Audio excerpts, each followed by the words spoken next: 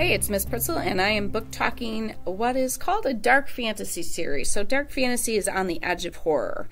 The series is called Market of Monsters, but that is not the title of any of the books, so sometimes that's confusing. So the first book is Not Even Bones, and the author is Rebecca Schaeffer. The second book is Only Ashes Remain, and the third book is When Evil Rises. So I can see how it's definitely fantasy because we have magical creatures in it. But there's horror because there's, some blood and killing people. And there's definitely some horror elements to it. But there's also a little bit of kind of a humor to it as well. So like I said, this is also, we could call this contemporary fantasy because contemporary fantasy is like Harry Potter, where you have this magical world within the actual human world. So the two are coexisting rather than what's high fantasy is totally magical. So this is a contemporary fantasy because we have all these magical creatures which are hiding. I should say hiding. They're living amongst people, and you don't necessarily know by looking at them that they're a magical creature. And just so you're aware, the unicorns out there are not good unicorns. There's vampires and everything, but everything is twisted on its head. So there are monsters who are not dangerous to people because there's some regulations on hunting those monsters. And then there are monsters who are dangerous to people. For example, one of our main characters in these books is Kovet, and he is a zany, and zanies eat pain. So most dictators and criminal organizations want a zany because zanies enjoy torturing people.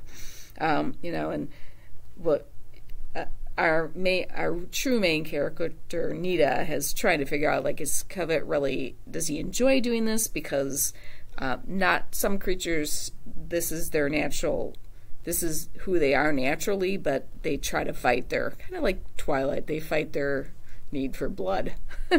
So it starts out, Nita her parents are monster hunters, and they hunt monsters sometimes legally, but often illegally as well, because monsters are then, Nita then dissects these monsters for all their parts because her parents sell them on the black market.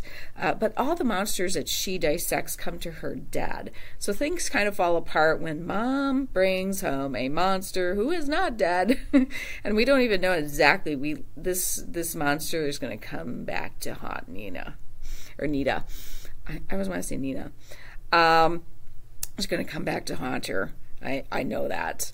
But Nita lets him go, and which causes problems with their mom, and they have to leave the apartment that they're in Lima, and they're in a hotel, and then Nita is captured, and she is taken to this black market that's in the middle of the Amazon jungle, and she is caged, and they're like testing her, like, because they know what her ability is, and that's her ability is she can repair herself or heal herself. So when they break her bones, she can fix those. She can turn off her pain receptors so she doesn't feel pain.